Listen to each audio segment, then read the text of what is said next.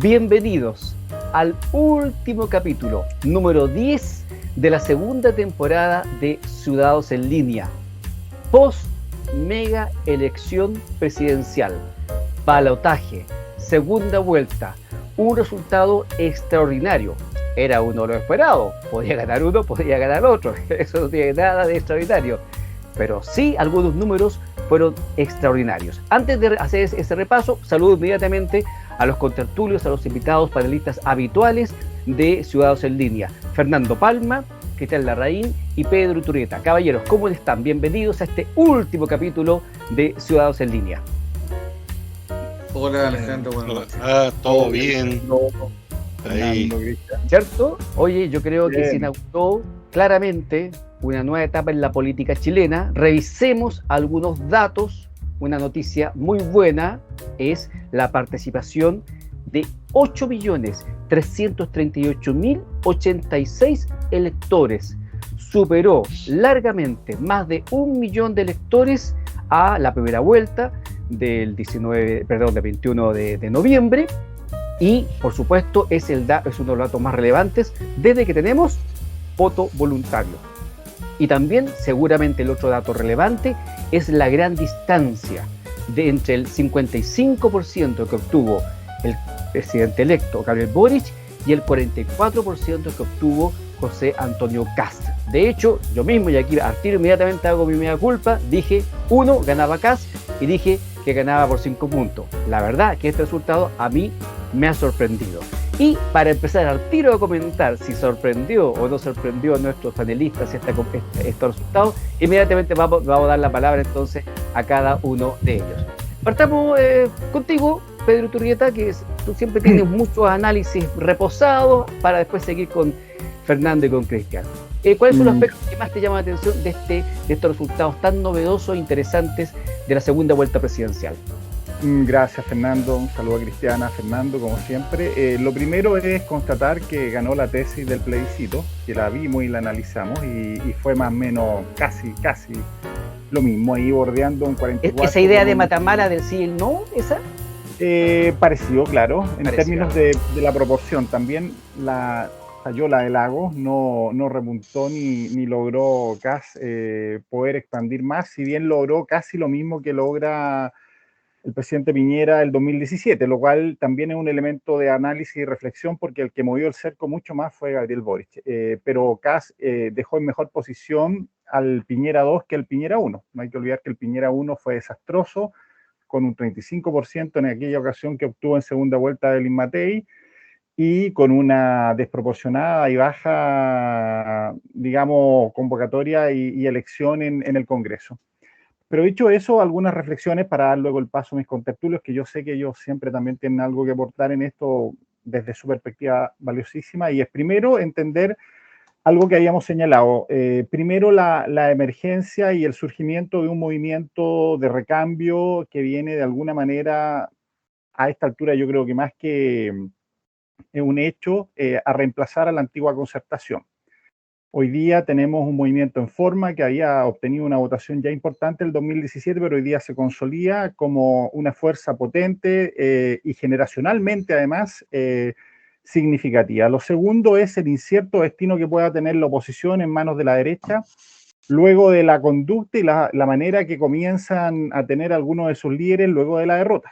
Empieza un distanciamiento, algunos dicen no nos vemos en la misma alianza que republicano, otros dicen, bueno, si te he visto no me acuerdo, y comienza ya un peregrinaje de lo que Alaman llamó por allá en el 2004, por ahí a inicios del 2000, la larga travesía en el desierto, que yo creo que puede ser muy larga, se puede prolongar, si Boric hace un buen gobierno, que ese es el tercer punto que yo quiero plantear, que es la gran incertidumbre que hoy día y sobre lo cual se especula mucho.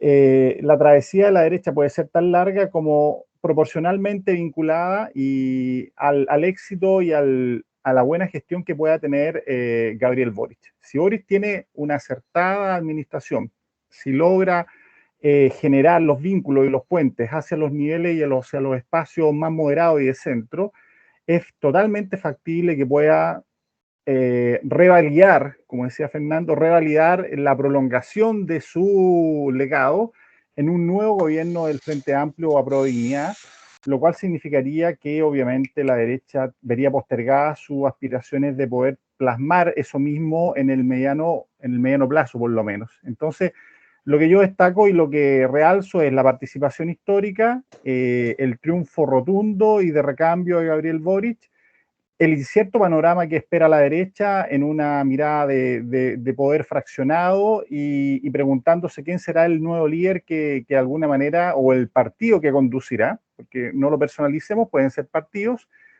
y vinculado con aquello, el desafío enorme que tiene indudablemente Gabriel Boric por cumplir expectativas que han sido de alguna manera reconocidas por su misma coalición, y que ayer mismo en su discurso que dio en la Alameda se lo exigían y que hoy día ratifica, por ejemplo, que es la eliminación o el retiro de las medidas judiciales contra los actores que participaron en la revuelta social, eventualmente también algún nivel de indulto, él lo dijo, reparación a las víctimas de los derechos humanos, y donde hay más tensión y donde hay más expectativa respecto al destino y el futuro de la AFP, que hoy día aparecían algunas noticias donde se ratificaba de hecho ya que venía la eliminación y no había vuelta atrás. Entonces yo creo que me quedo con eso por el momento para dar paso a mis colegas.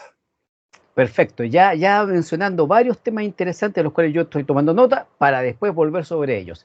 Fernando Ramón, hay que decir que Fernando Ramón, de todos los panelistas, fue el que le achuntó al que ganó esta segunda vuelta. Eso es importante decirlo. Yo di mi voto. Yo no hice pronóstico. Y Cristian está defendiendo su voto, su opinión. Y, ojo, hay que decir también, importante, aprovecho de decirlo en este momento, de que nosotros pusimos a disposición también de los seguidores del programa y la gente que nos ve en estudiociudadano.cl el formulario que nos aplicó, esta encuesta que nos aplicó Cristian Larraín en el programa anterior, donde cada uno le podía nota, porque la idea era que tuviéramos una herramienta más racional para tomar la decisión, y ese formulario lo pusimos a disposición de nuestros seguidores. Fue respondido por algunas personas, lamentablemente no muchas, porque en realidad lo pusimos un poco tarde, en fin, nos demoramos, pero fíjense que en ese formulario la gente le puso nota a los distintos candidatos, y en ese formulario, el que se puso a disposición de la gente, adivinen quién ganó.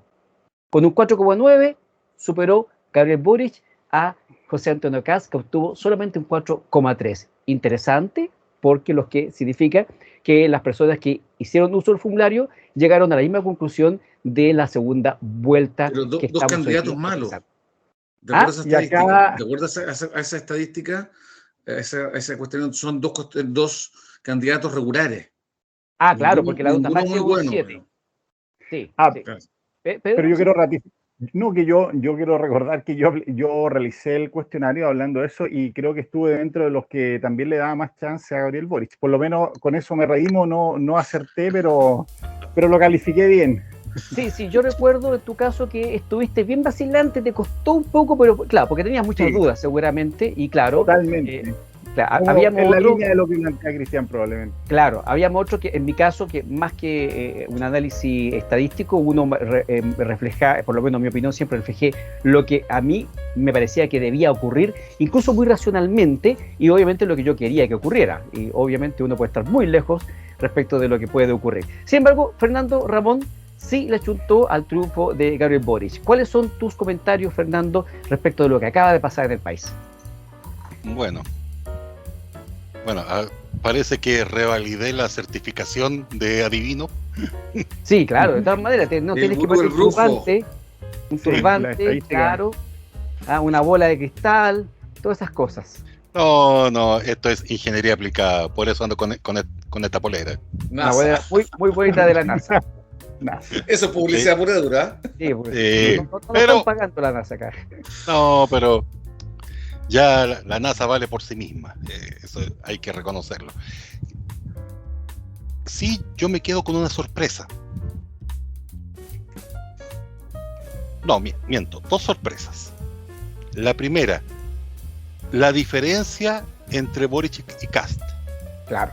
Estamos hablando de prácticamente 10 puntos porcentuales. ¿Se acuerdan que yo había comentado? Está en 4. Claro. la proyección sí, que lo revisé el fin de semana, sí.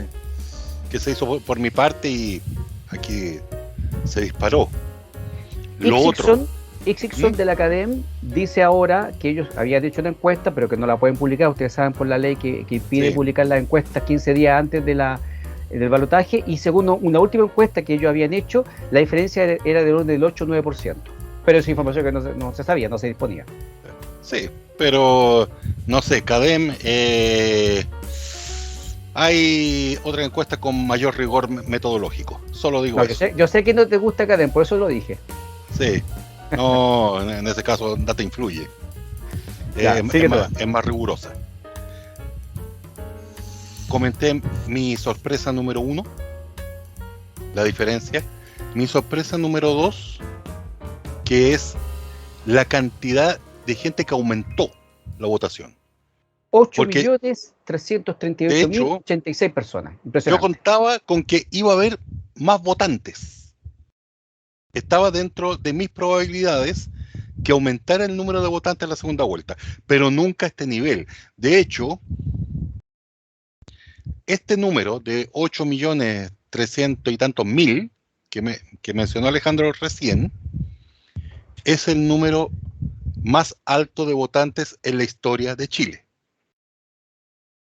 Porque incluso en los tiempos modernos, el récord lo tenía el plebiscito del 88, y ahí eran 7,5 millones quienes votaron con voto obligatorio. Ahora, 8.330.000 con voto voluntario. Entonces, en términos de números absolutos, es la elección en que más se votó. Entonces, otro récord, una sorpresa. Ahora, ¿cómo se vino a cristalizar? Sí, lo que comentó Pedro en el programa anterior, la tesis Matamala, que se iba a replicar el escenario sí y no, y resulta que hay un hecho que movilizó este escenario electoral a 1988. Que hay un hecho. Y que yo lo voy a expresar en términos Twitter. Con el hashtag se murió la vieja. La muerte de Lucía Iriart, que ocurrió el día 16. Entonces, obligó ya a Kast a tomar una cierta definición, movimiento para allá, para acá, trató de salir jugando. ¿Por qué? Porque sus bases, una parte interesante, no quería que se pronunciara a favor de la fallecida Lucía Iriart. Pero también había otra parte muy nutrida dentro de su base que quería que le fuera a rendir honores. ¿Por qué insistió tanto Kast en que no era cercano a la familia? El desmarque Boric lo pudo hacer sin problema. No solo en términos políticos, sino que en términos de edad generacional, alcance histórico. Entonces ya a partir de ahí se empezó a marcar el escenario. Otro factor que influyó fuertemente en la victoria del ahora presidente electo Boric, Isquia. Porque debemos reconocer que ella llegó al comando como jefa de campaña, con plenos poderes. Y de ella salió todo este plan de llevar al candidato por todo el país. Y que a veces se dividían ellos. Que vendrían, como comentaban algunos analistas, que era la vicepresidenta de Boric. Porque estaban poco menos que al mismo nivel. Reconozcamos que Isquia es una figura transversal. se ganó su respeto, y ojo, en algo no político, sino que gremial, como presidente del Colegio Médico. Y que igual logró, que fue crítica, pero logró mantener un comportamiento, digamos, profesional, especialmente frente a la pandemia. Entonces, eso influyó, que se abrió. Entonces, eso le permitió. Además, otro factor importante, el llamado a los jóvenes. Si fueron los jóvenes los que le dieron el voto a Boric. Esa fue la gran diferencia. Y muchas mujeres menores de 50 también salieron a darle el voto a Boric. Eso hay que reconocerlo. Y para finalizar esta parte, digamos, ¿cómo decirlo así? Como una conclusión final. Efectivamente, aquí tenemos un cambio de época. Tenemos un cambio generacional. De hecho, tenemos un presidente millennial ahora, que va a asumir el 11 de marzo de 2022, con todo lo que implica. Pero resulta que ya el eje, la generación que manejaba, que tenía que manipular el poder, ya se movió. ¿Qué era lo que tenía que pasar? Y como en todas estas cosas, vamos a un análisis freudiano, tenían que matar al padre. Entonces, vemos eso y ya era hora y confiar y apoyar a estos jóvenes que de una forma u otra buscan lo mejor para Chile. Muy bien, Fernando. Esas son los primeros acercamientos de Fernando Palma a este resultado tan interesante de la segunda vuelta presidencial. Cristian Larraín, ¿cuáles son tus acercamientos a este resultado? Bueno, como siempre, los comentarios de Fernando y Pedro me sirven mucho. No coincido del todo pero sí me hacen reflexionar mucho, así que se lo agradezco. Yo primero quiero felicitar. Yo sé que aquí mucha gente nos estará escuchando y a pesar de que yo no voté y di mis razones, razonadamente di mis razones por las cuales voté por José Antonio Kast, digamos con bastante reticencia, pero lo hice. Pero quiero felicitar a Gabriel Boric y a su grupo. Creo que fue una victoria contundente, totalmente legítima, indiscutiblemente democrática, y eso tiene que llenarnos de orgullo a nosotros como país. El sistema electoral funcionó perfecto. Votó mucho más gente, ustedes lo dijeron, es una gran noticia. Yo felicito a toda la gente que votó. Quiero además también resaltar los republicanos que fue el presidente Piñera y José Antonio Kast ayer, cuando reconocieron llanamente y muy tempranamente el resultado, la derrota, sin embague, deseándole al gobierno y comprometiéndose a ayudar al gobierno en todo lo que sea posible. Y eso es algo bastante que decir, sobre todo el presidente Piñera, cuando lo han tratado como lo han tratado, entre otras personas, el mismo Gabriel Boric. Yo creo que ha sido sumamente injusto Gabriel Boric, sumamente injusto. Yo lo critico mucho a él desde sus opciones políticas en los últimos 2 años. Pero lo felicito. Es una contundente victoria, indiscutiblemente democrática, y es nuestro nuevo presidente. Y en lo que a mí respecte, yo lo voy a respetar y criticar también ambas cosas con la misma intensidad que trataba de criticar a la presidenta Bachelet y a otros presidentes, amigo Piñera también, que ustedes saben que yo soy partidario de él, pero también es perfectamente criticable, así que me parece muy bien. Me cuesta, yo creo que hay un error que están cometiendo, no sé ustedes, pero yo creo que no se puede analizar la segunda vuelta sin la primera. Es un error. Están ustedes en análisis de ustedes, de que yo he visto de ustedes, en mi opinión, y para generar alguna polémica, digamos, para que termine el último programa discutiendo. Hay un error, porque la primera vuelta terminó la segunda. Soy todo oídos. Yo también. La segunda vuelta terminó la primera. la primera terminó la segunda vuelta. O sea, el vuelco, la vuelta de chaqueta enorme que tuvieron los dos candidatos solamente fue por el éxito de la derecha o la centro derecha en la primera vuelta. Y desde ese punto de vista, Kast fue muy exitoso. Kast logró crear, o sea, de un partido inexistente, logró 15 diputados para su sector, y eso es súper exitoso para él, y logró de alguna forma ser muy competitivo, un candidato conservador, pinochetista, llegar al 45% de los votos. Lo encuentro que fue muy bueno, pero insisto, si no hubiera tenido él ese éxito en la primera vuelta, Gabriel Boric habría sido el Boric 1, un desastre. Un desastre. Corrige, o sea, yo por lo menos pienso así. Boric 1 fue un desastre, tanto que tuvo que cambiarse completamente de su programa. Lo cambió completamente. Bueno, Kast también. Por lo algo que yo le he dicho en este programa, con balotaje hay que ser moderado. Es imposible que Boric 1 hubiera ganado la primera vuelta. No voy a convencer al centro.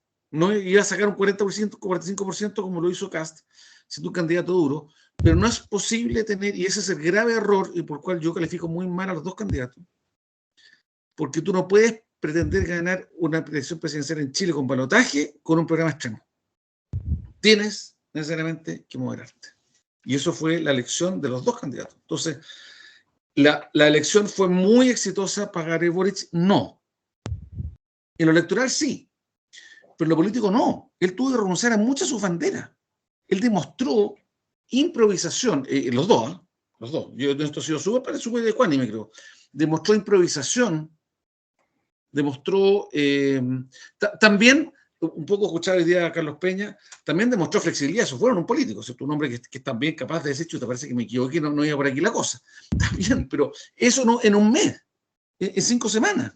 Eso habla mal de ellos. No planificaron bien la elección inicial, improvisaron, hicieron propuestas que desde enero, Boric está hace casi un año haciendo campaña presidencial con ideas que no estaban bien pensadas. Y él fue irresponsable, y Kast también, ambos fueron irresponsablemente a hacer proposiciones bobas, de alguna forma. Bobas. Entonces eso me preocupa a mí, no obstante, insisto, yo lo felicité ampliamente. Dentro de las cosas buenas, digamos, porque siempre no soy mi abuela, quiero destacarlo por segunda vez, participó mucho más democracia, mejor. Y como último tema, voy a insistir en dos. O sea, voy a crear un cuarto comentario. Creo yo, así como decía Fernando, que entre una nueva generación a la política con nuevos principios, con nuevos estándares, con nuevas sensibilidades, y que también, como dijo Fernando, más allá con argumentos, como lo dijiste tú en el programa pasado, que más que argumentos políticos eran identidades. Muy identitario más que ideológico. Pero sí creo que sacaron los 3/3. Quedó más o menos conformado 4/4. O sea, la centroizquierda, el Frente Amplio, Chile Vamos y, digamos, el partido cristiano, ¿cómo se llama? El Pacto Social Cristiano. El Pacto Social Cristiano. No sé si esto se va a mantener, pero que así se asoman 4 grupos de fuerzas políticas más o menos identificables, más o menos con ciertos elementos comunes, que podrían tal vez generar un cierto movimiento distinto a lo que hemos tradicionalmente vivido en Chile los últimos 50 años. Y por último, algo que yo dije, a mí José Antonio Kast nunca me gustó, lo he criticado aquí, pero demostró que la derecha tiene su tope. La derecha dura y la izquierda dura no pueden gobernar a nivel de las presidencias, no pueden gobernar este país. Si no se moderan, que fue lo que tuvieron que hacer necesariamente, Boric no habría ganado. Y eso es, insisto, no es una crítica, pero también es un mérito. Bueno, Cristian ya dijo varias cosas que son discutibles, igual que algunas que dijo Fernando también, que son discutibles. Así que yo voy a echarle un poco más de pelo a la sopa para empezar a dar la posibilidad de réplica y contrarréplica en esta conversación tan entretenida. Como por ejemplo un dato, que también lo veníamos analizando, era de que con esta elección se rompió la historia porque no ganó el que había ganado en primer lugar. recordemos que ese era un dato, el que ganaba en la primera vuelta, ganaba en la segunda. Sin embargo, acá parece que aplicó eso de que caballo alcanzado, caballo ganado, ¿o no? Bueno, ahí tenemos, no, ni tanto, Alejandro. A ver, ya, Fernando, dale, Hay dale. otro tema histórico A ver. que se ha dado desde 1989.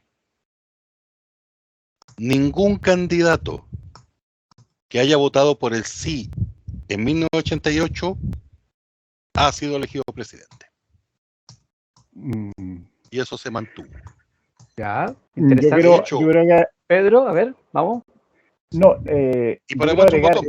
Piñera votó no. Así es.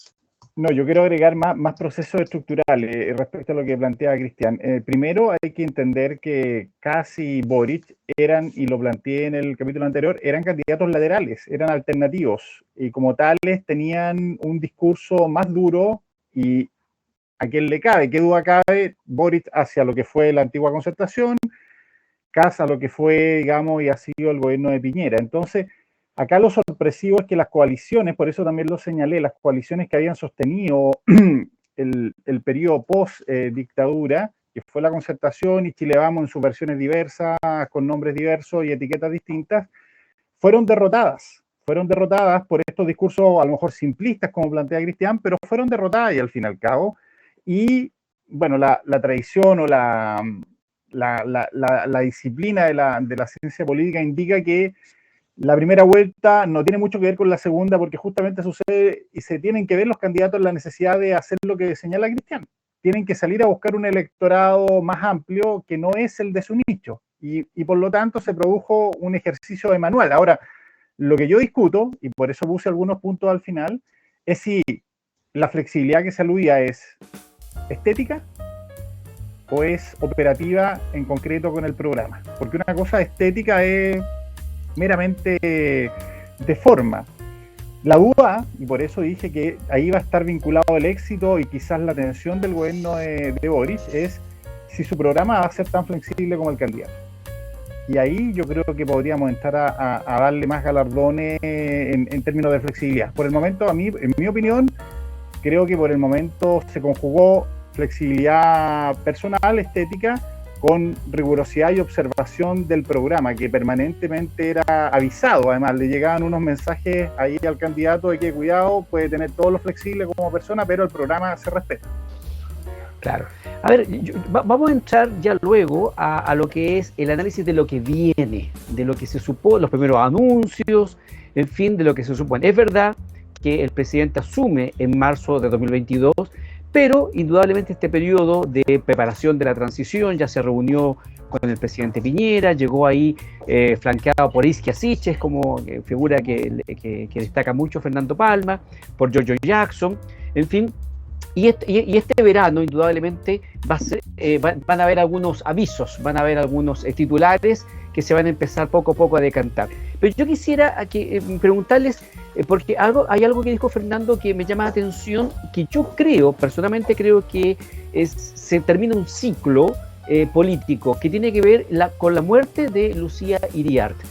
Tal como vimos en la prensa, José Antonio Kast se trató de deslindar absolutamente el asunto, señaló que no conocía a la familia, uno no tiene por qué dejar de creerle, seguramente no la conoce, por mucho que tal vez haya tenido o tenga hasta el día de hoy simpatía por el gobierno del general Pinochet. Muere la señora Lucía, esto genera indudablemente dolor por una parte, alegría por otra parte.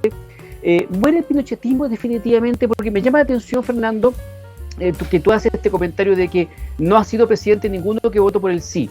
¿Sigue siendo o va a seguir siendo tan importante el pinochetismo en los próximos años? ¿No será suficiente ya con todo esto? Muere Lucía Iriart, que tampoco vi yo que las celebraciones fueron tan apoteósicas, o sea, yo creo que celebraron, pero lo dejaron hasta ahí.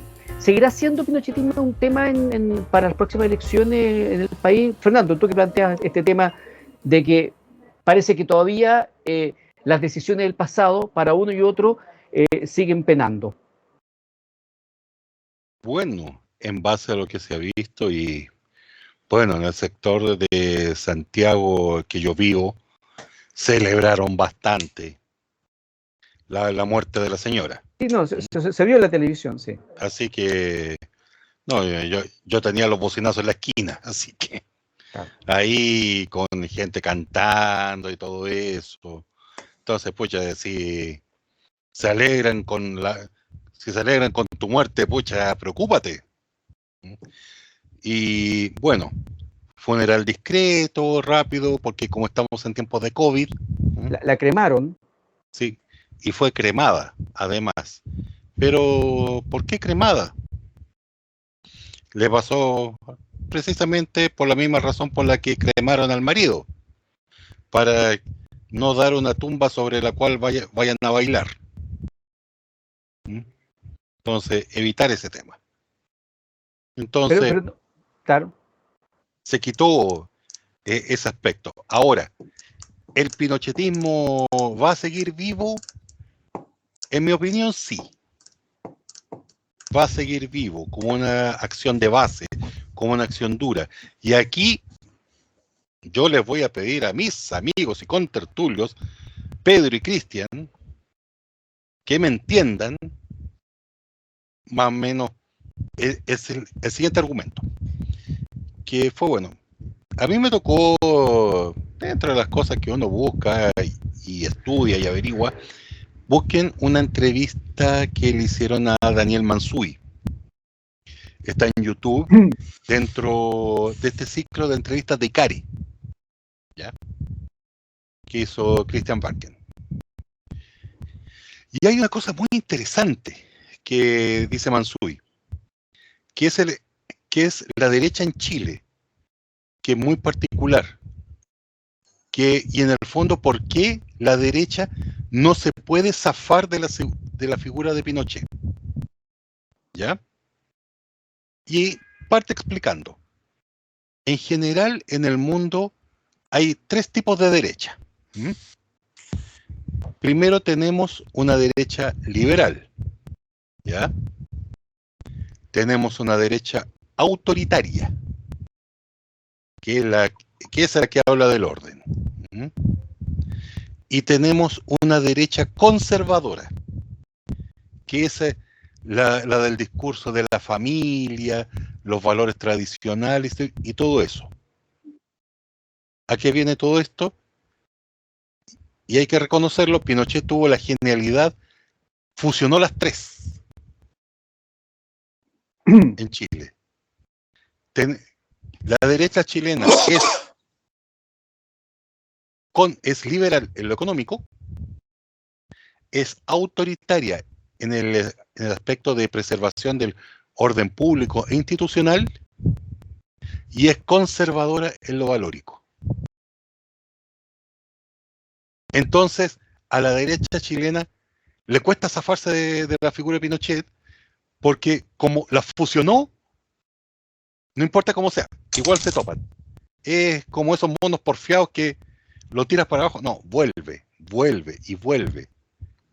Entonces, es un gran camino para una derecha que quiera modernizarse, que quiera asumir los nuevos desafíos, sacarse esa figura, porque en el fondo la derecha actual es herencia del capitán general.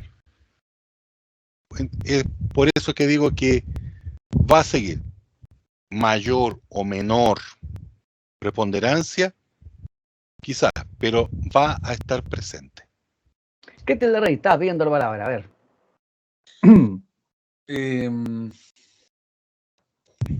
Ustedes saben que yo me considero opositor a Pinochet, a pesar de que yo tenía 18 años cuando fue el plebiscito 18, o sea, pero el primer acto público decisional que yo ejercí como ciudadano fue votar que no. Y estoy muy contento porque fue un día maravilloso. Fui apoderado ante la Junta Electoral en un local en San Miguel por la democracia cristiana, y creo que fue una mejor decisión política que he tenido y de las pocas buenas que he tenido. Y Pinochet yo lo encuentro un hombre cruel, corrupto y cobarde. lo quiero desplazar así. Un día podemos hablar en detalle por qué esas 3 calificaciones cada una tiene su justificación, porque voy a decir algo ahora y no quiero que se entienda y no es contradictorio. Algo en la línea de lo que está diciendo Fernando. Pinochet fue un dictador, ya lo dije, cruel, corrupto y cobarde, pero fue un gobernante. Y tú le puedes aplicar la descripción de gobierno militar o dictadura militar al gobierno de Pinochet y ambas caben. Y Pinochet hizo cosas muy buenas, por lo cual la derecha, parte de la derecha, siente un orgullo por eso y un reconocimiento, pues fue un gobierno de derecha, evidentemente. Tantas cosas buenas que perduran hasta el día de hoy sin cuestión. Sin cuestión. Y los ejemplos son decenas.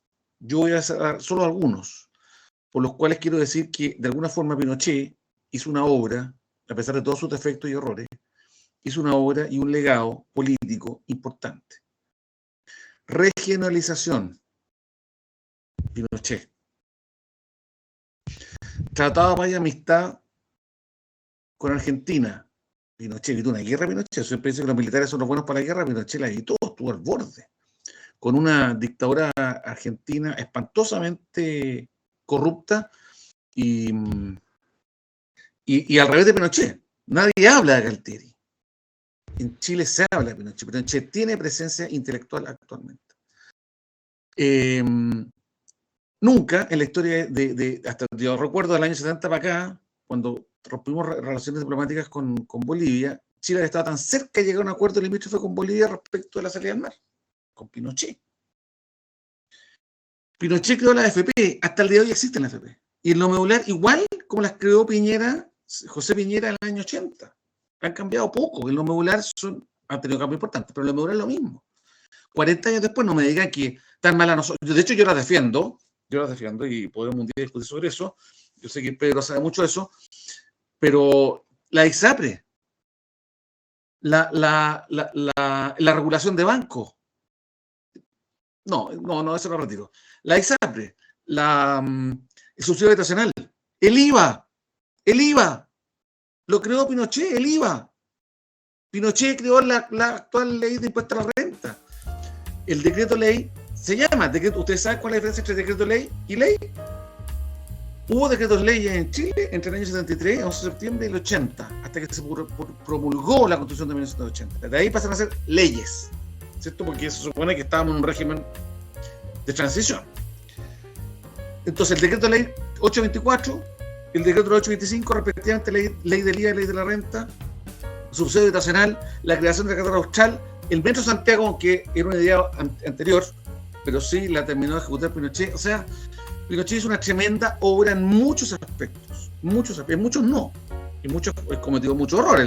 Yo lo he dicho, la principal razón económica de Chile después de la crisis del 29 fue la crisis del 81. Cometió muchos errores, si no.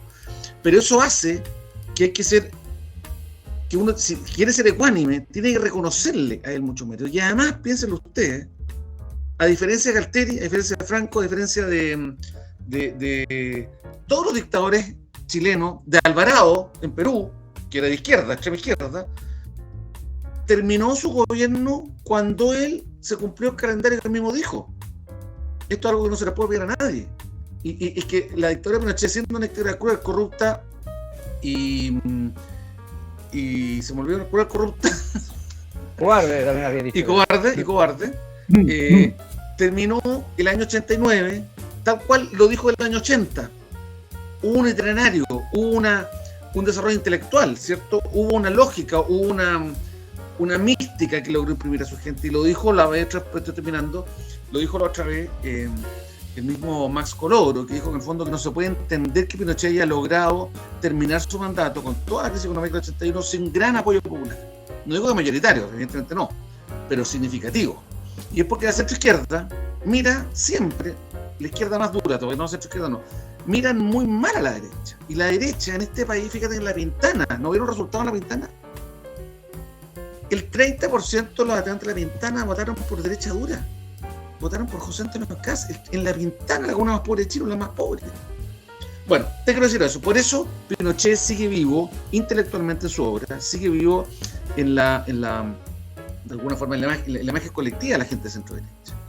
Respecto a la señora Lucía, yo creo que ella no era ni presente, bueno, ya no era ni presente, estaba olvidada ella, más que por recuerdo, y probablemente ella fue autor intelectual y apoyo ético-moral a Pinochet, pero típicas cosas de la diputada Vallejo, dijo que murió en total impunidad. Yo diría, diputada Vallejo, ¿usted tiene alguna noticia, alguna querella criminal presentada por usted en contra de la señora Lucía? Nadie la imputó de ningún delito, entonces ella no murió impune, ella podría tener una complicidad ética o política con su ex marido, pero no jurídica. Bueno, yo les quiero decir eso porque Pinochet, esa explicación por qué Pinochet sigue existiendo en Chile 40 años después, 20 años después que murió, 35 años después que terminó su gobierno y 55 años que asumió el poder, algo así. Entonces, y va a seguir, porque su obra, o parte de su obra, y la de la derecha, hoy sigue. Interesantísimo. Pedro Iturrieta, parece que quiere decir algo antes de que terminemos esta primera parte del programa. Sí. Solo en relación a la unión que hacía en parte Fernando, alusión, no hay que olvidar que la derecha estuvo con esas divisiones hasta por lo menos el 60, si no me equivoco. Había un partido liberal, había un partido conservador y había una fuerza nacionalista con Prat. La que integra cabalidad Pinochet es básicamente la vertiente liberal y conservadora, pero la que queda un poco rezagada y finalmente es la más de vertiente nacionalista con una dote quizás más autoritaria, pero logra un efecto que se mantiene, y eso voy al punto, y que tiene que ver con lo que planteé también con el éxito, ¿no?, de Gabriel Boric y de su proyecto político, es que la derecha, honestamente, hasta el año 73, en el siglo XX, era irrelevante. Políticamente hablando, era un segmento muy acotado, y la gran revelación era la democracia cristiana, nacía al alero de la Falange y escindía del Partido Conservador.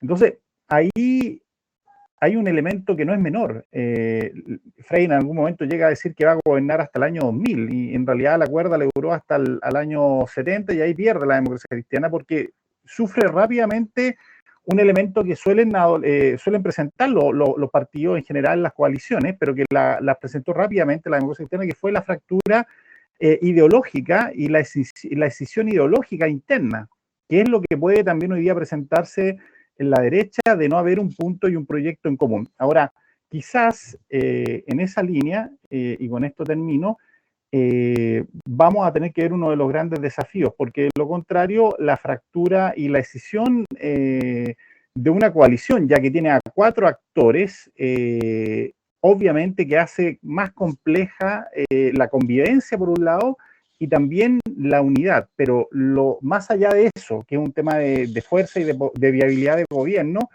la suma y la votación obtenida no deja de ser significativa, y eso es lo que yo también destaco, el sedimento ideológico que hay transversal, como dice, con las fusiones que plantea Fernando, lo que plantea Cristian, pero que hoy día desplazan a las demás fuerzas que tradicionalmente supeditaban a la derecha, y más bien las hacen subsumirse en el proyecto que ya lo planteé anteriormente y que es mi tesis, que los va a englobar y las va a encapsular, que es el de Gabriel Boric y de Apruebo Dignidad.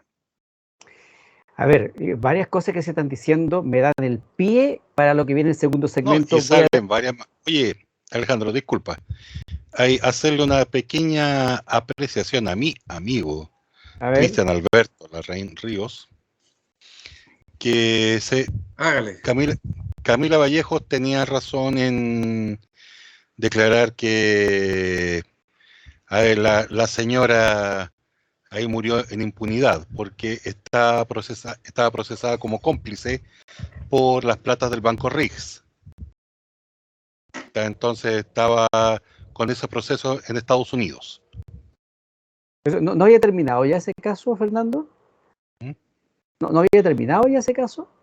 No, está, digamos, como pendiente porque nunca fue extraditada. Ya, bueno, puede ser. Vamos a averiguarlo y vamos a poner la información en la página. Claro, gracias, Fernando, por la aclaración. Porque la lista chilena estaba cerrada, habían sido sobreseídos. Yo me refería a la violación de derechos humanos, yo estaba pensando en eso. Claro, Ya. sí, Porque sí, el yo caso también Riggs pensé, fue. claro.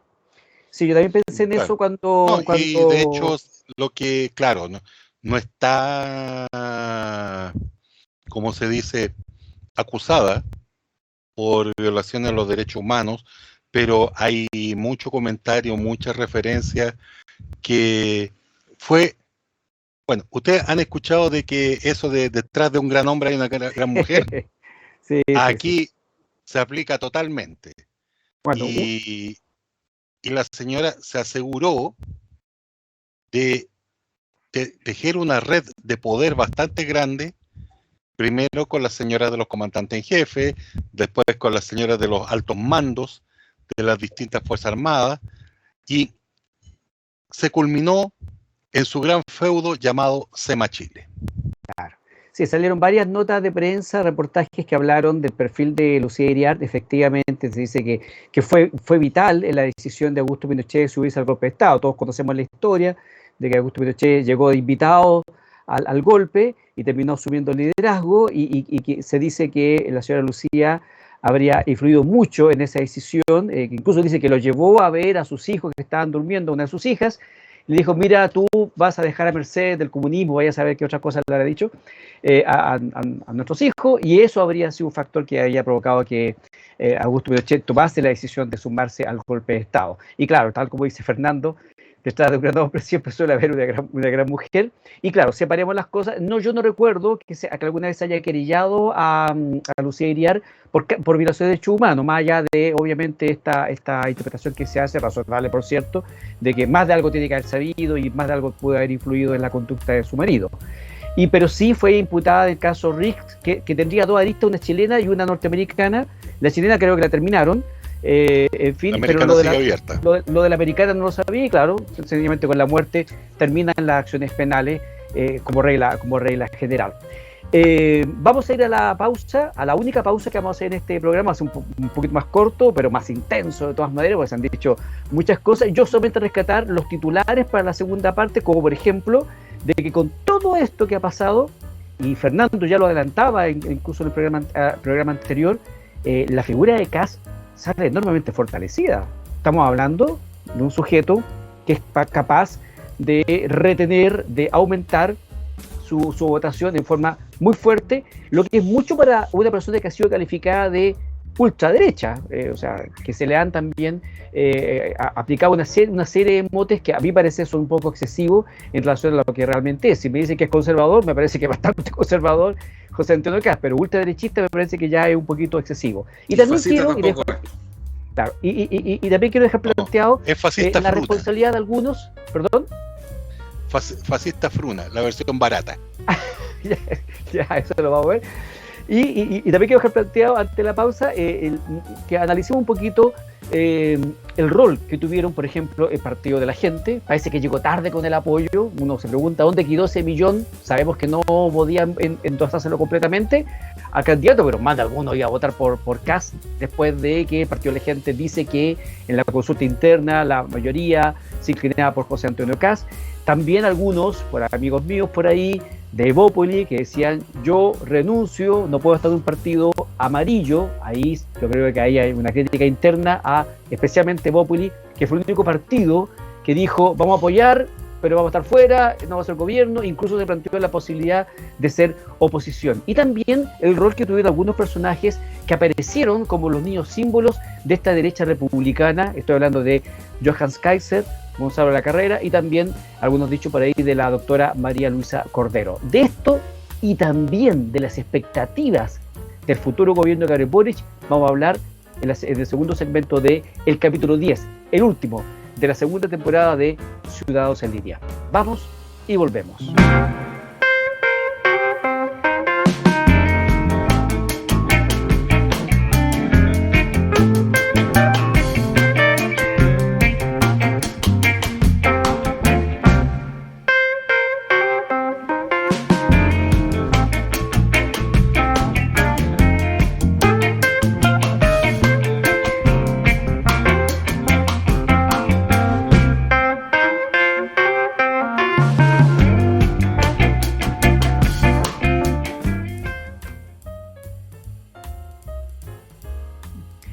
ya estamos en el último segmento del último capítulo de la segunda temporada de Ciudadanos en Línea. Ahí van a quedar todos los capítulos grabados, igual que la primera temporada, para la posteridad. Para que usted vea, mira lo que se hablaba en 40 años más, mira lo que se hablaba en la política en Chile, mira las cosas que decían cuando los sistemas de gobierno sean distintos, que sea puro internet el día de mañana, todo metaverso, ¿no? Que saben ahora que el señor Zuckerberg creó este metaverso, el nuevo negocio, le cambió el nombre a su empresa, se llama Meta, y que el día de mañana vamos a todos a votar virtualmente por un candidato electrónico. Estoy especulando realmente. Bueno, vaya a saber lo que va a pasar en 5, 10, 20, 30, 40 años más. Lo concreto, lo maravilloso es que hoy día conversamos, hoy día dialogamos. Eso queda registrado para la historia. Serán nuestros hijos, nuestros nietos los que podrán analizar el devenir de la historia, analizando este tipo de conversaciones tan interesantes, tan entretenidas, con tanta altura de mira y tolerancia, que las que he tenido durante ya 2 temporadas con los panelistas Pedro Iturrieta, Fernando Palma y Cristian Larraín. Yo dije, ya puesto entonces algunos temas para este segundo segmento, la figura de Kast. Personalmente creo que la figura de Kast de todas maneras sale fortalecida, porque creo que supera estos motes, estas cargas que le han puesto de ser un ultraderechista. Yo la verdad creo que no lo es. Conservador sí lo es, indudablemente, claramente es un conservador, pero ultraderechista no lo es. Logró algo que estoy seguro que ni él ni su partido lo imaginaba: 15 parlamentarios, un fortalecimiento de su valor político personal, un partido político que va a ser importante indudablemente en la configuración de la política nacional y de la centro-derecha, un partido que se define como la derecha de verdad, la derecha pura. Y aquí quiero entonces inmediatamente dejar puesto el primer tema que quiero plantear en esta segunda etapa, que tiene que ver con la responsabilidad de los partidos de la centro-derecha. La UDI y RN rápidamente se sumaron a la segunda vuelta de José Antonio Kast, y no ocurrió eso mismo con el partido de Evópoli, donde hubo una declaración, a mi parecer, poco afortunada. Sí, lo vamos a apoyar, pero no vamos a ser parte de su gobierno. Sé que en las bases muchos sí apoyaron en la práctica, pero el partido fue ambiguo, fue un poco claro en esto. También hay que analizar un poquito qué va a pasar con el partido de la gente. Mal que por mal, 13% de su candidato presidencial. Hasta hace poco, o todavía, si no me equivoco, es el partido con más militantes, y sin embargo parece que no logró traspasar el apoyo que tardíamente, a través de un video, empezó a circular o en las últimas horas antes de la segunda vuelta, donde aparece y dice: me sumo a lo que mi colectivo ha decidido en una consulta interna, donde el 61% decía que iba a apoyar a Kast. Fue muy tardío esa consulta, pues fue poca la participación, porque en realidad fueron pocos los que alcanzaron a responder esa consulta interna. Caballeros, les dejo inmediatamente puestos estos temas, y también un análisis respecto de qué tanto daño le hicieron y qué tanto daño le podrían hacer personajes que sí parece que son de esta derecha más dura o de ultraderecha, como Johannes Kaiser, que a pesar de que renunció y tuvo que cerrar su Twitter a raíz de unas primeras palabras desafortunadas, previo a la segunda vuelta, vuelve a protagonizar con otras personas de la derecha un episodio que obligó incluso nuevamente a José Antonio a pronunciarse, a rechazar ese tipo de comentarios muy desafortunados respecto de la diputada Emilia Ríos, que es una diputada transgénero, tengo entendido, y que hizo unos comentarios poco afortunados. Y también algo que Fernando Palma apuntó en uno de nuestros programas, que a mí se me había pasado porque no lo había visto, estos comentarios también un poco desafortunados, o bastante desafortunados, de la doctora María Luisa Cordero, también diputada electa, que señalaba de que su voto valía mucho más que el de su empleada. Dejo abierto entonces este segundo segmento a este análisis de cuánto daño le hizo la centroderecha y algunos representantes de una derecha más dura a la candidatura de José Antonio Kast. Pedro Iturrieta. Ya, bueno. Hoy ya conocemos por declaraciones concretas algunas recriminaciones de lo que tú planteas y cuestionamientos respecto a la conducta y al escaso compromiso que tuvo, por ejemplo, Sebastián Sichel o el mismo candidato Ignacio Briones de Ópoli respecto a la candidatura de Kast. Lo dijo el mismo Francisco Chaguán. Y ahí se contrapone y se muestran también algunas críticas respecto a que el Partido de la Gente, que no tenía mucho que ganar, jugó más fichas en esa línea de apoyo que la de los candidatos. Y ahí hay una situación que probablemente va a salpicar la convivencia y el modus vivendi de la derecha de cara a la diferenciación. Creo que Fernando tocó un punto súper relevante, que no es solamente para el tema electoral, sino que ineludiblemente cuando tú tienes 4 actores peleándose un nicho determinado, la identidad es clave. Y acá la derecha va a tener una lucha de aquellas por la supervivencia y por la predominancia, y con 4 actores eso es absolutamente ineludible. Eso pasó en España, donde Chile de alguna manera replicó, pero no llegaron a tantos partidos de derecha, llegaron a 3, a Ciudadanos, al Partido Popular y Vox. Chile tiene 4. Yo no sé si da para tanto 5. la cuerda. El PRI, 5. Bueno, el PRI, que es como un partido, creo que por cantidad nos sacó más de un diputado, creo, entonces debiera desaparecer. Okay. Y Evópoli estuvo a punto, porque sacó 4, que es el límite. De lo contrario, también fuera. Entonces, viene un conflicto muy fuerte de liderazgo, por un lado, que lo planteabas, de predominancia ideológica o de dirección, y de fuerza política propiamente tal, que es el voto, la fuerza concreta de manifestación de los partidos. Y eso ya se está traduciendo en estas recriminaciones y en las manifestaciones que hizo Felipe Kast diciendo que no se vincularía a republicanos en una coalición. Y eso ya va marcando en esta búsqueda de identidad. Ahora, las elecciones ya fueron, las declaraciones obviamente bien sirven. Francisco Undurraga creo que hizo hoy día que el error fue haber participado votando a Kast. Entonces, la elección ya fue, los diputados están, los senadores están, y esto es solamente sembrar y cultivar de aquí a las próximas elecciones, porque las fuerzas ya están de alguna manera definidas. Y ese es el mayor desafío, porque la derecha también ha tenido, aparte de todas las características que se han hablado acá, ha tenido un elemento significativo de caudillaje que le ha impedido, y eso fue lo que también en gran medida en el siglo XX le impidió ser una fuerza real, el caudillaje político, es decir, personalidades determinadas que tienen un lote ahí de seguidores y que mandan más que el propio partido, que eso se ve reflejado cuando hay poca institucionalidad partidaria. Entonces eso también probablemente lo vamos a estar viendo. Ese es el daño, entre comillas, porque tiene que ver con la desafección o el vínculo que no generó ni Sichel. Sichel sí lo dijo a última hora, creo que un día antes, respecto a un apoyo. Briones nunca dijo nada. Pero uno puede entender que hay desafecciones y desvinculaciones estratégicas.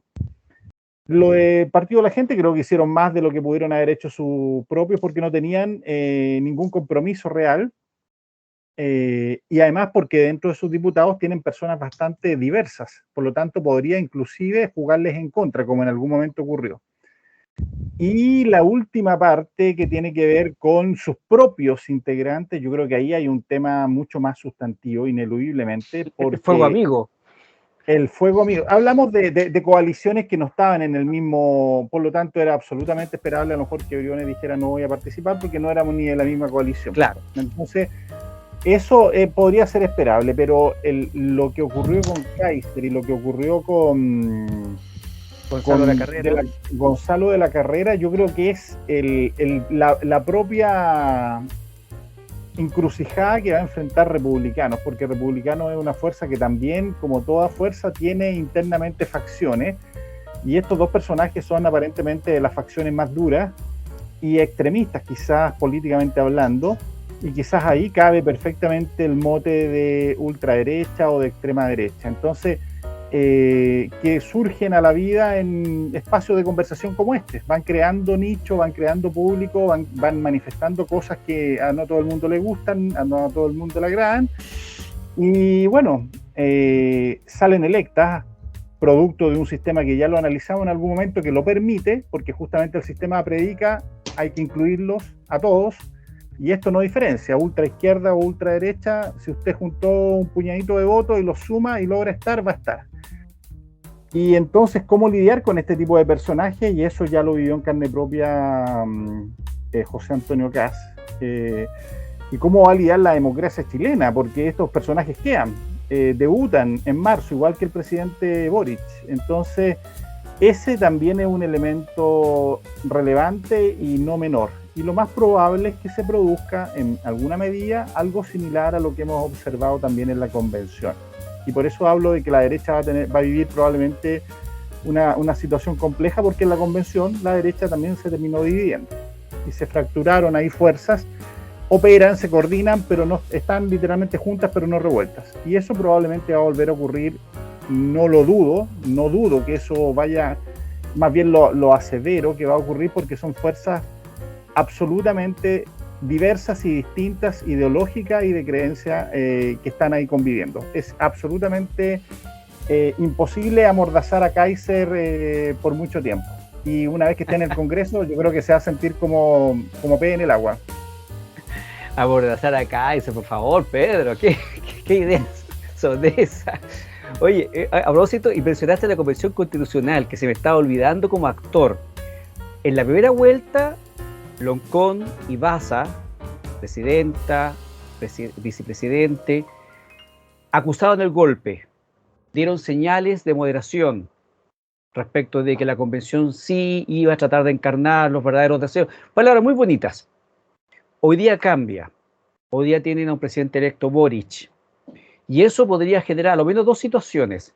La primera, que sí sea más posible de que se extienda de 9 a 12 meses, o sea, 3 meses más, el periodo de la convención, algo que se estaba viendo como que se estaba yendo después de la primera vuelta.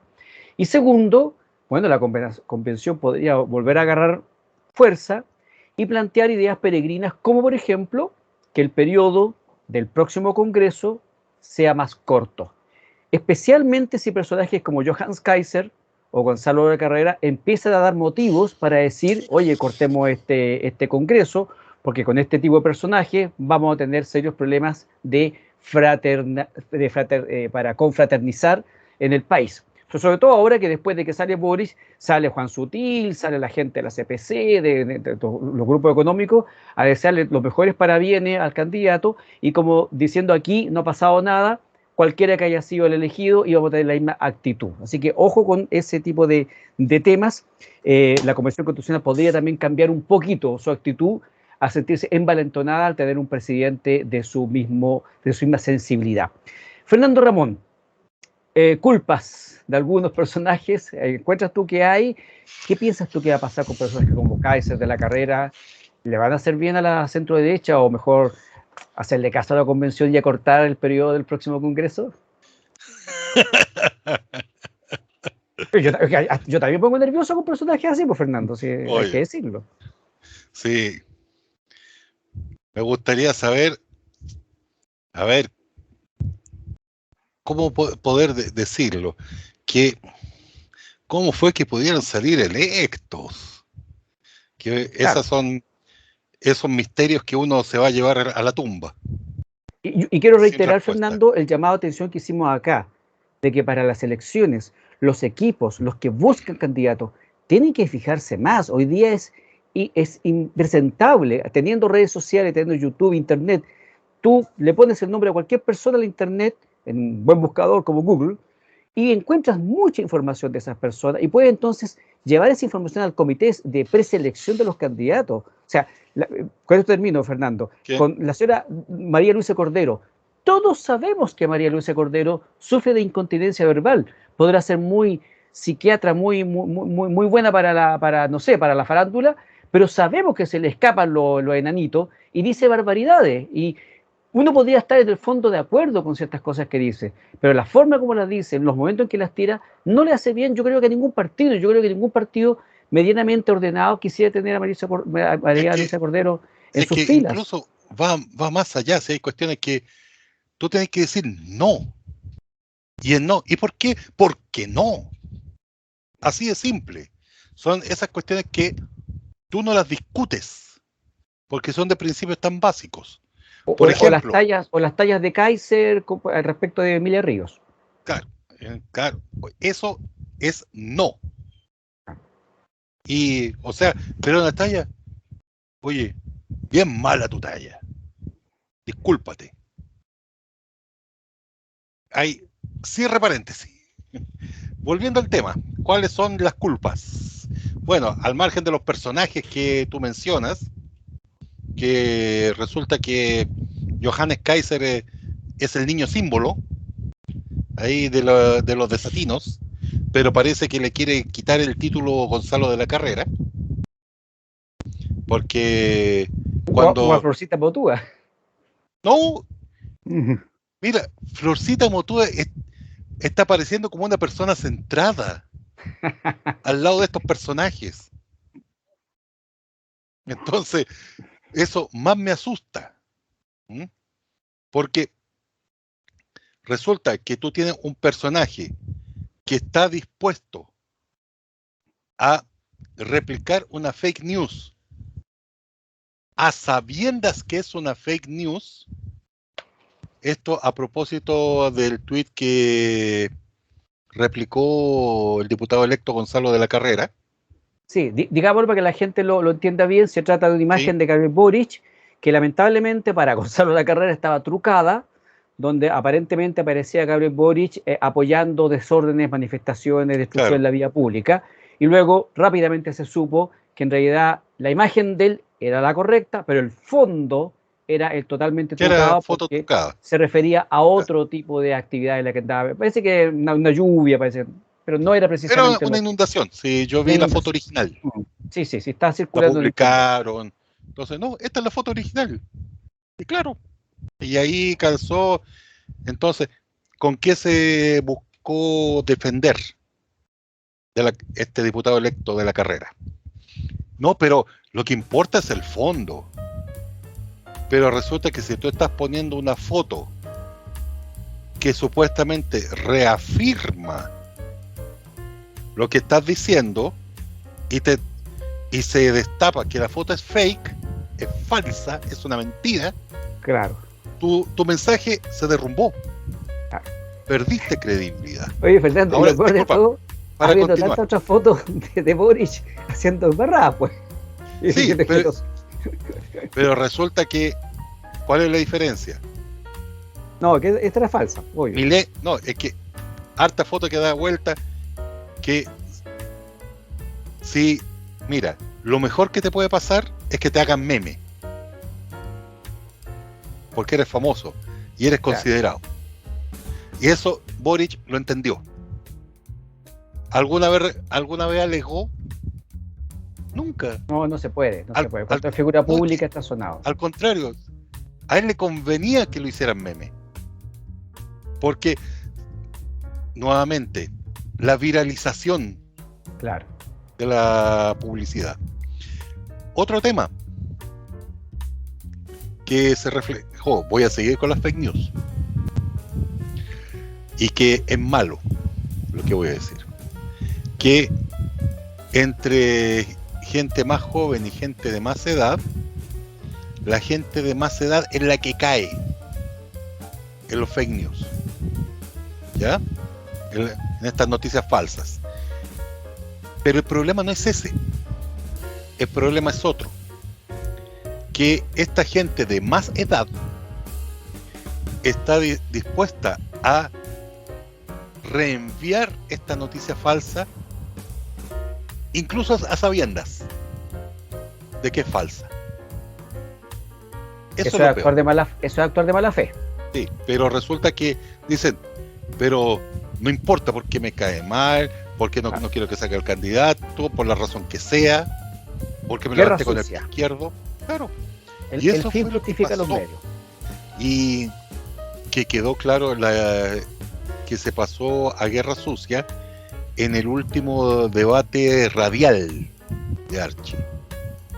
Y eso es lo que se criticó al candidato Kast, que corrió ciertos límites que no debían correrse. Ahora, ¿Tú te refieres a qué incidente te refieres más específicamente, Fernando? ¿Cuando acusó a Boris de abuso sexual, por ejemplo? Sí. Y resulta cometió un error porque no era abuso, que pasó que fue tan complicada la cosa que la dama que fue supuestamente víctima Claro, de este, no, y ojo, no es abuso, es acoso. claro. Eh, la acusación es de acoso. Se querelló contra Kast.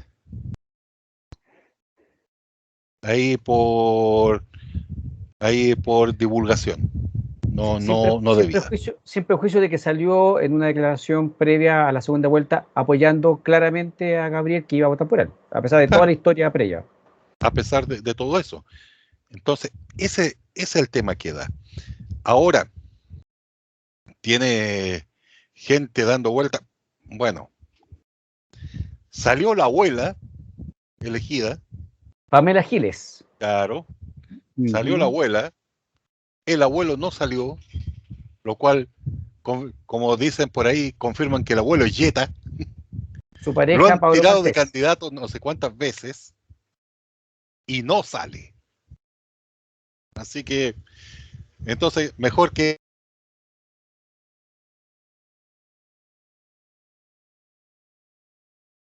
otros casos, entonces,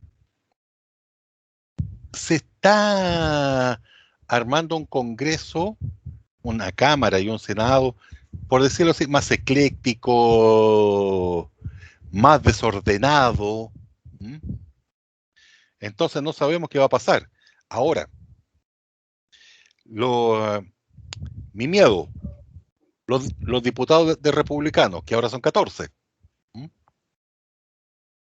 No vaya a pasar que esto sea igual que la canción Yo tenía 10 perritos.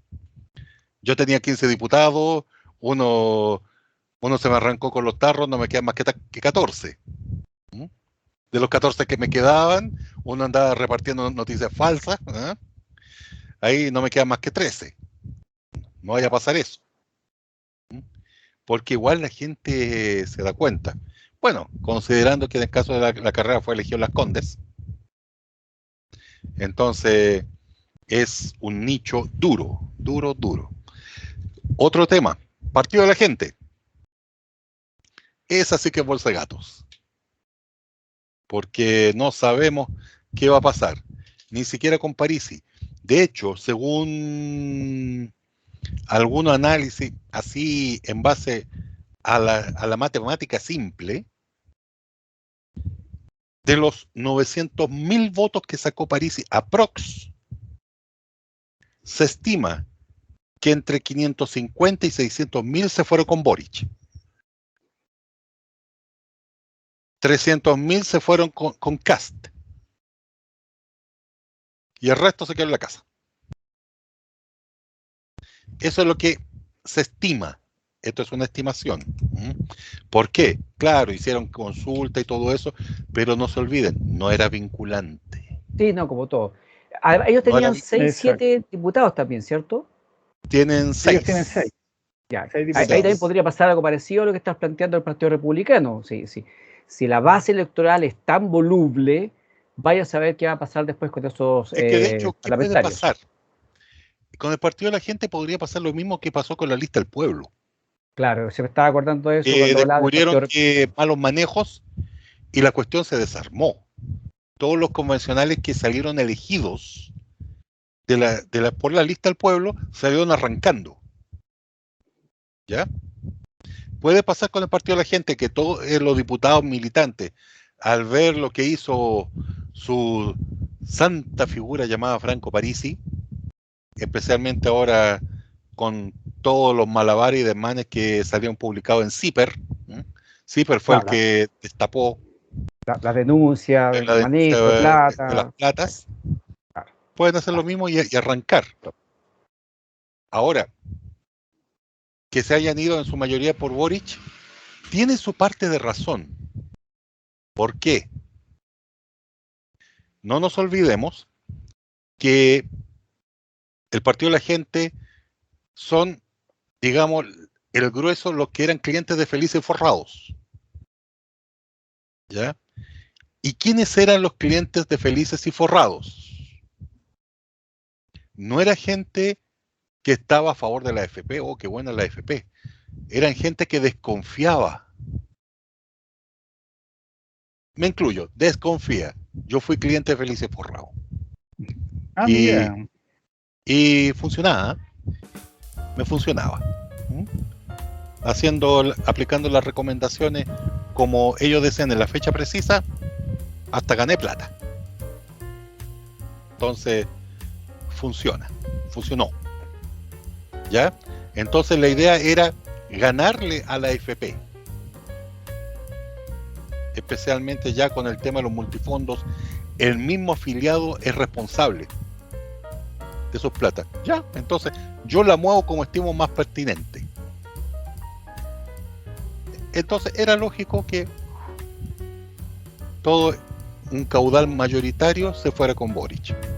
Era totalmente lógico por ahí. Y con respecto a qué se viene a la convención, prefiero darle el lugar a mi amigo Cristian Larraín Ríos y después retomo el tema. Sí, correcto, perfecto, Fernando, gracias por estos comentarios de estas inquietudes que yo he planteado respecto de qué tanto daño le hicieron a la candidatura a la segunda vuelta de José Antonio Kast algunos partidos tradicionales como Evópoli, el Partido de la Gente y estos exabruptos de parlamentarios como Kaiser y de la Carrera. Cristian Larraín, ¿cuáles son tus apreciaciones en estos puntos? Estás sin el micrófono en este momento, así que dale activado. Se ha dicho que la incorporación del sistema proporcional al sistema político era para que el Congreso estuvieran expresadas todas las visiones, y yo creo que no digo que sea bueno necesariamente, pero que se logró. Así como hay un Hugo Gutiérrez, hay un Axel Kaiser. No Axel, es Johan Kaiser. Evidentemente los extremos siempre están. Yo me cargan los cabezas calientes, no soporto los cabezas calientes, no soporto la gente que habla más rápido de lo que puede pensar, y en política son un desastre y a veces son muy exitosos. Así que me parece mal esa gente, cualquier segmento político. La doctora Cordero para mí es una vergüenza. Lo digo aquí públicamente porque si esto va a salir grabado, va a salir publicado. Es una vergüenza. No, yo no sé cómo puede estar. Florcita Motú es una vergüenza. La Giles es una vergüenza. Oye, recordemos, Cristian, que la doctora María Cordero vendía licencias médicas y llegó a justificar la venta de licencias médicas. O sea, una cuestión que uno no se imagina cómo es posible. ¿Cómo algún partido político puede elegir a esa persona candidata? O sea, ya es el ganar por ganar. Y eso aplica a todos los partidos políticos, no solamente a los de izquierda ni a los de derecha, a todos. Ahí tenemos un ejemplo, si no era imposible. No, la verdad es que un desastre. Respecto de José Antonio Kast, yo creo que los líderes no son por decreto. Si él va a liderar o no la centro derecha, va a ser por el esfuerzo que él haga y el reconocimiento que la gente le dé. Republicano, partido chico, aún. No sé si va a crecer o no. En Evópolis no les gusta nada republicano, eso estoy totalmente claro. Pero yo por lo menos creo que hay que ser muy pragmático. Hay que. Todavía está muy lejos, pero hay que hacer gobierno, hay que hacer oposición. Y una oposición lo más buena posible. Y eso quiere decir también negociar, conversar, dialogar y también rechazar a veces. Y eso tiene que hacerlo un líder, vamos a ver cómo se comporta él. Yo creo que él es súper fácil ser líder de nicho. O sea, no sé, es súper fácil, pero es más fácil que ser líder del 50% de la población.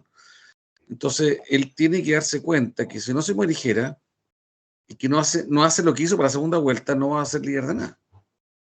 Y Piñera, por eso le critican mucho, que Piñera no es de derecha, que Piñera, porque para ser líder de mucha gente tiene que ser. Mira, yo aprendí una cosa, no quiero ser un comentario religioso, pero cuando el Papa habla a 1.000 millones de católicos, si es que son 1.000 en todo el mundo, tienes que hablar siempre en un lenguaje muy neutro. Cuando Biden habla a 6.000 millones de personas en todo el mundo, tienes que poner un lenguaje muy neutro. Mientras más grande es tu platea, tú que tienes un lenguaje más neutro y más medido, porque es mucha la gente que te está escuchando, mucha gente la que no va a entenderte, y en eso hay que ser muy delicado y aprender, ser muy profesional, si cabe la palabra. Entonces, si tú le estás hablando a tu nicho, Partido Republicano, di lo que queráis, pero si quieres ampliar tu nicho, y que mucha gente te siga, tienes que hacer un lenguaje siempre más neutro, tener una actitud más comedida. Y yo creo que Hitler ganó porque ganó con una minoría. Hitler, a pesar de que le convenció a mucha gente finalmente, pero es como le pasó un poco a Pinochet, convenció radicalmente al 30% de los alemanes y con eso pudo gobernar y hizo lo que hizo. Aquí Pinochet, no quiero compararlo con Hitler, ¿no? Digo simplemente que Pinochet tuvo el 30-40% de apoyo de toda la población y con eso pudo hacer lo que hizo. Bueno, a algunos les va a encantar este segmento, Cristian. No, pues yo pido disculpas, yo Pinochet, por supuesto que lo distingo enormemente. Hitler es lo peor de la historia de la humanidad. Y de hecho de Hitler no queda nada. De Pinochet quedan muchas cosas. Bueno, entonces yo creo que va a depender mucho de él. Yo creo que en Evópolis, estoy hablando por mi partido, tenemos un problema, porque si somos muy intolerantes, no vamos a encontrar nunca un líder que nos guste. Es muy imposible, es muy difícil tener un líder que siempre te guste, así como un partido político que siempre te guste. Siempre hay algo en los partidos que no te gusta. Y los partidos, mientras más grandes son, aquí lo decía ahí, creo que Pedro, cuando la democracia cristiana creció, normalmente fue el partido más grande de Chile en la década de 60, se visceró. Salió más, pues salieron otras. Y lo mismo, para un partido chiquitito de nicho como somos Evópolis, claro, es más fácil, pero si queremos ser parte de una coalición y gobernar y llevar parte de nuestra idea al poder, que es el objetivo de un partido político, tenemos que saber agachar la cabeza y llegar a hablar con republicanos y negociar, y llegar a un acuerdo político, en tal una alianza, pero política en el sentido más. Pero en Evópolis, mira, en Evópolis mucho tiempo tenía muchos problemas con la UDI, y ahora como la UDI ahora es socialdemócrata, entre comillas, ahora no hay problema con la UDI, hay problema con republicanos. Si republicanos, tú lo dijiste también, Alejandro, hay gente mucho más moderada. Y en Evópolis también hay gente bien extrema. Porque cada uno con su ideología es más extrema, ¿entiendes? Bueno, lo que quiero decir, para hacer gobierno en Chile con balotaje, hay que ceder, hay que escuchar y hay que dialogar. Y eso yo creo que es una acción para cualquier partido político, y eliminar, como un poco dice Fernando, de entrada a todos los cabezas calientes que se creen en poseedores de la verdad absoluta, porque una cosa es opinar fuerte, con pasión, pero otra cosa es discriminar, otra cosa es que pretender avasallar a tu adversario y no reconocer sus méritos. Y eso pasa mucho en todos los sectores, pero pasa mucho en sectores de izquierda que creen que los de derecha somos personas malas, falaces, egoístas, que no queremos el bien de Chile, cuando en realidad tenemos muchas veces las mismas intenciones, pero por otros medios. Gracias, Cristian Larraín. Yo quiero, antes de pasar a lo que viene, a lo que se espera, es decir, ¿qué piensan ustedes que va a ser el gobierno de Gabriel Boric? ¿Cuáles son los anuncios? ¿Cuáles son los énfasis que va a hacer o que creen ustedes que debería hacer? Porque también recordemos que tenemos un Boric recargado, 2.0, más peinadito, carita de niño bueno. Cuando a mí me llevaban a cortar el pelo cuando era chico, mi papá le decía al peluquero, hágale el corte estudiante. Ese mismo corte le hicieron a Boris, se ve muy lindo. Pero antes de pasar a eso, yo quiero mandar un mensaje, especialmente a la centro derecha. Yo me defino un tipo de centro derecha. También lo dije en otro programa al que me invita, José Ramón Lizana Godoy, un comunicador de acá de Rancagua, también es militante de Evópolis, que me invita a su programa Un Tiempo. Un saludo para ti. Yo dije que si ganaba Boric y perdía entonces José Antonio Kast, buena parte de esta derrota de José Antonio iba a ser responsabilidad de esta centro derecha ambigua que abraza permanentemente banderas de izquierda y no tiene las propias, que no razona, que no filosofa, que no plantea temas en política, en economía, en pensiones. En fin, una centro derecha que yo hago un llamado a que se pongan a estudiar, a que se pongan a revisar la historia, a que compren libros de filosofía. Y algunos grupos que se formaron, que yo participé para apoyar la candidatura a Kast, cambiaron de nombre, muchos salieron de los grupos corriendo, algunos tal vez cansados, aburridos, cabreados, otros tal vez de ratones que son, ahí cada uno al que le venga el sayo que se lo ponga. Pero en un grupo en el que estoy, se empezó a hablar de las Fuerzas Armadas, esa mentalidad catastrofista de que con Boric llegan los comunistas, que yo creo que no cabe duda de que llegan los comunistas porque son parte de la alianza, Pero antes de que Gabriel Boric asuma, ya están pidiendo un golpe de Estado. Incluso alguien en nuestro grupo llegó a decir que no sabía si la Constitución permitía un golpe de Estado. Y yo, no lo tengo aquí a la mano, le respondí a esa persona en el grupo, diciéndole, aquí lo tengo. Le dije, amigo, no tengo inconveniente en participar en un grupo que se interese en reordenar a la centro-derecha. Ya he dicho que yo me considero una personaje centro-derecha. Pero plantear que la Constitución pueda permitir un golpe de Estado resulta impresionante. Creo que sería conveniente algunas clases básicas de educación cívica.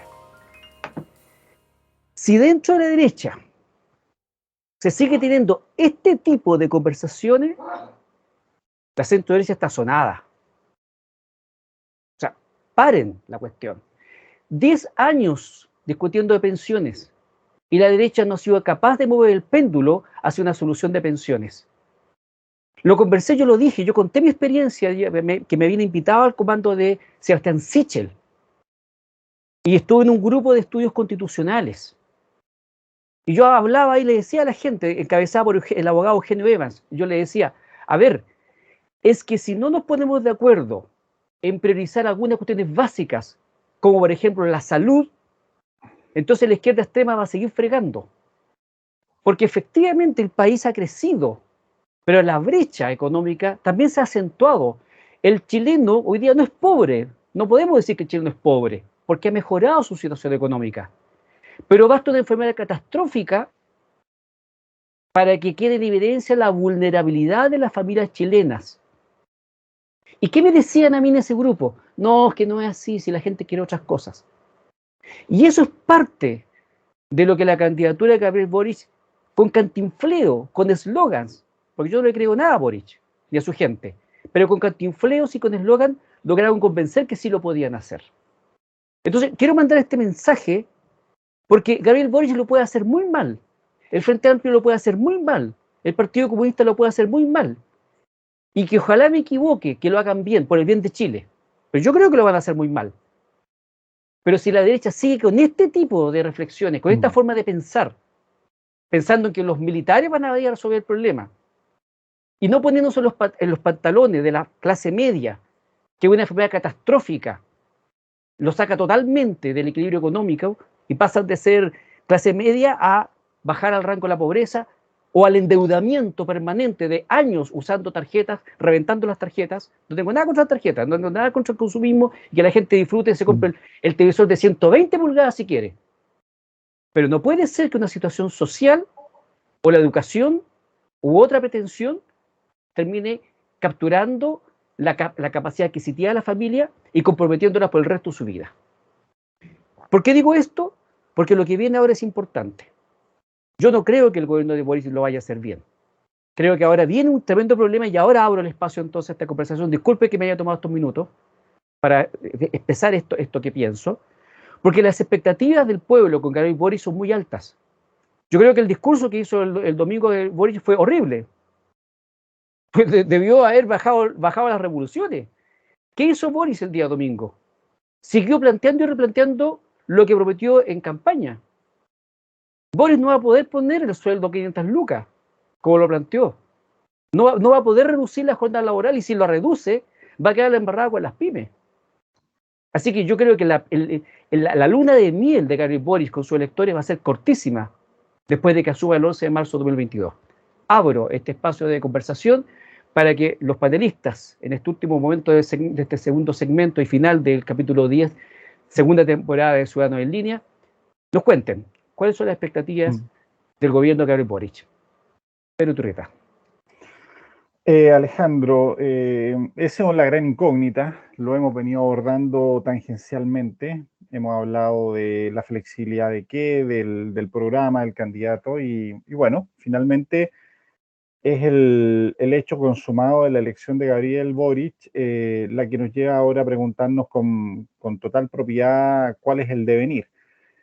Siento que en definitiva va a depender mucho de la realidad de la constitución de su equipo, de cómo se va a desplegar la fuerza de la coalición sobre su propia persona, porque no podemos olvidar que ha habido experiencias donde a lo mejor el presidente no era una mala persona, no era un líder inadecuado, pero sus coaliciones terminan asfixiándolos y terminan obstruyéndolos e impidiendo que puedan gobernar como se planteaba antes en esta lógica que planteaba Cristian para un público mayor que el que originó su candidatura. Y ese quizá es el mayor desafío, o sea, la votación que obtiene Gabriel Boric es de tal magnitud que está obligado en alguna medida a ampliar su discurso porque es totalmente distinta el resultado de la primera vuelta con la de la segunda.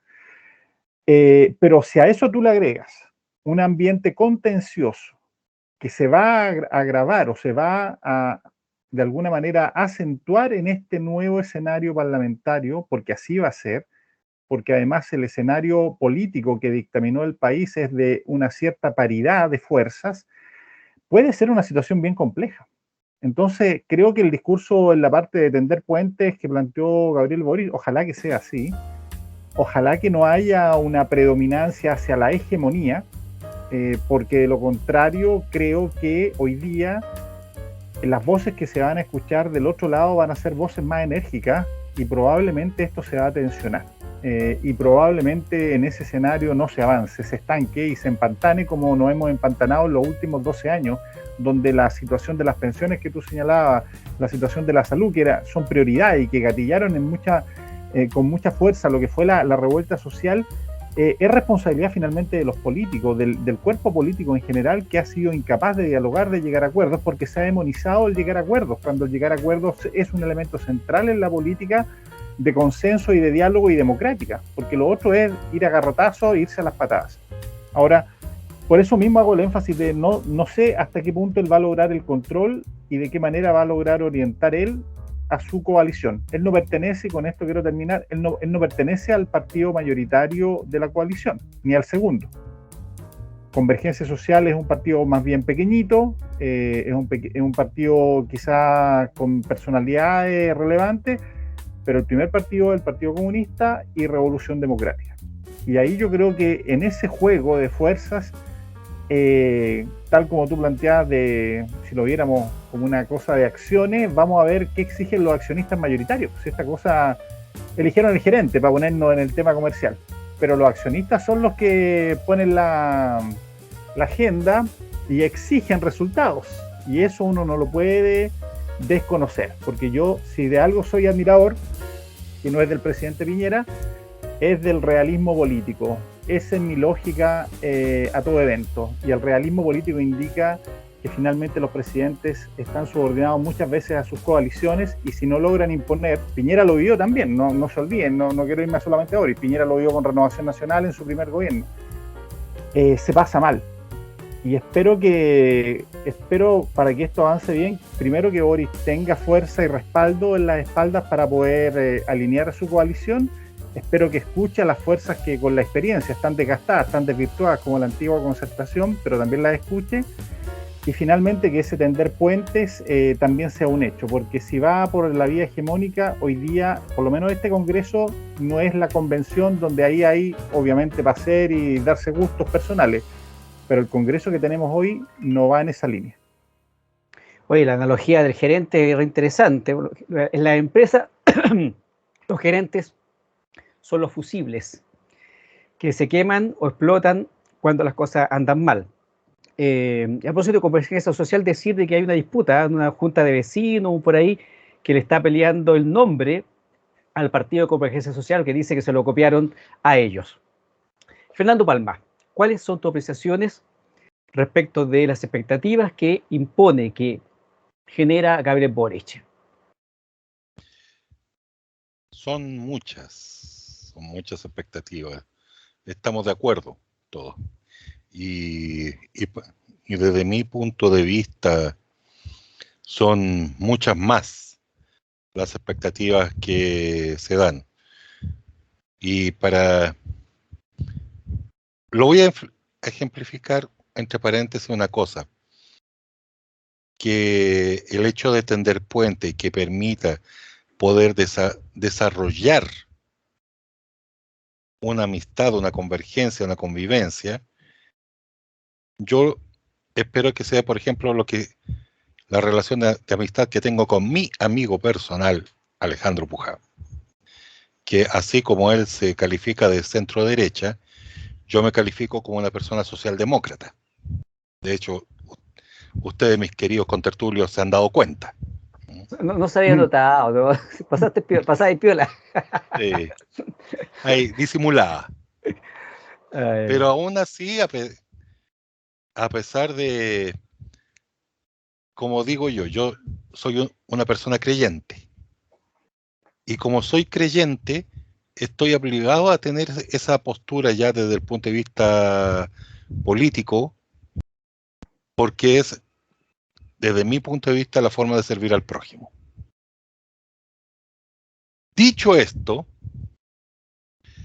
¿qué es lo que se viene? Partamos que, por un lado, me encanta que ciertos personajes se van del Congreso.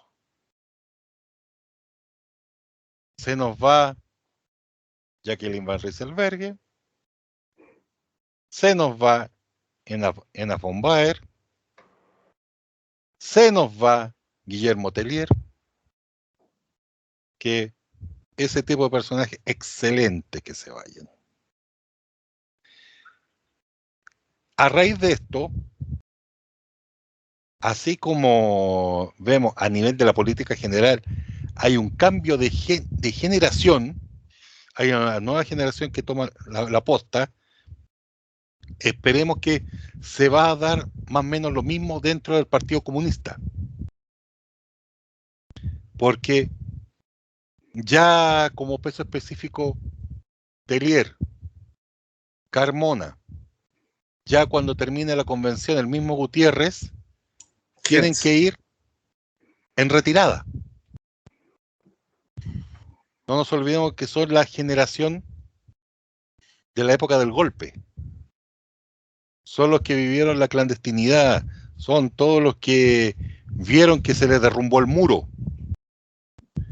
Su santa sede, que era el Kremlin de Moscú, con la bandera roja, con la O y el martillo, que yo creo que querían suicidarse cuando vieron que se arrió esa bandera para siempre. Entonces, va a venir ese tema. Espero eso.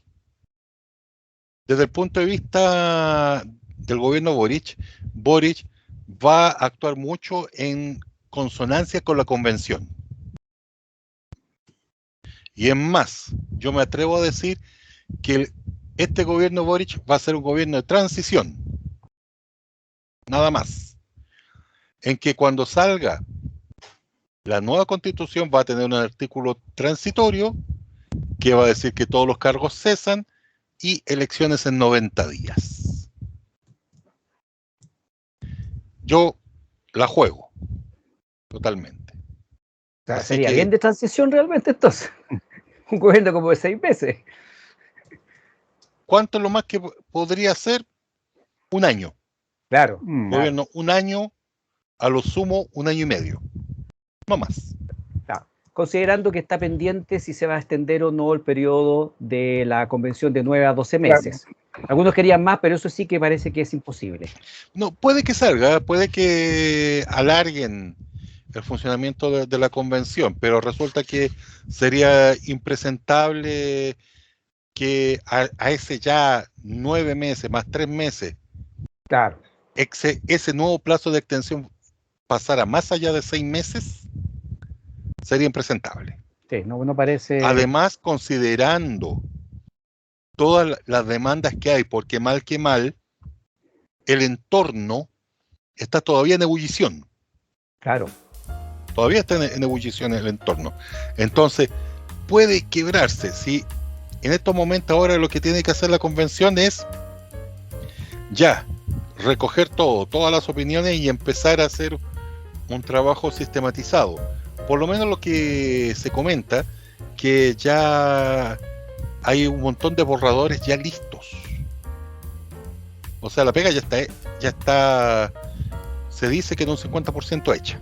más todo lo que está llegando a través de la página esa que abrieron, de la norma popular. Y la iniciativa popular de norma. Que nosotros mismos también la hemos difundido en nuestro programa, y por lo tanto la gente está participando, está subiendo sus ideas también. Sí, y se recuerda, el periodo de recepción de iniciativas vence el 6 de enero de 2022. Claro, queda poquito. Queda poco, así que lleguen y aporten. Así que porque todo esto va a ayudar. Entonces, sabiendo que este va a ser un gobierno de transición, Boric tiene que armar su equipo, su gabinete ministerial, subsecretario y todo eso, con una lógica que dé tranquilidad. Yo no estoy hablando de estabilidad, estoy hablando de tranquilidad. Reitero, estamos viviendo tiempos VUCA.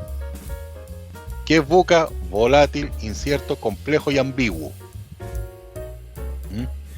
Y la gracia en estos tiempos no es el que te ofrezca estabilidad, seguridad o certezas. Es el que te ofrece cómo sobrellevar estos tiempos. Entonces, viéndolo así, va a ser un gobierno de transición en que la idea es, con la nueva constitución, parte toda una nueva institucionalidad política. O sea, tendría este gobierno unos 15 minutos más de tranquilidad, porque se trasladaría un poco todo el juego de la expectativa al resultado de la convención. Claro. Oye, podría ser. Sí, claro, es posible. Cristian Larraín, ¿qué esperas tú del gobierno de Boric? ¿Cuáles son las expectativas tuyas y las que ves en el ambiente? Activa tu micrófono, que estás sin él en este momento. Perdón, es que Fernando hizo acento un tema que a mí me pega un poco en la guata, que es que la convención se meta en la duración de los cargos ya elegidos. Sí, ya lo habíamos conversado. Antidemocrático a morir, porque finalmente la gente ya tomó su vocación. La convención no veo que esté autorizada a violar la decisión popular.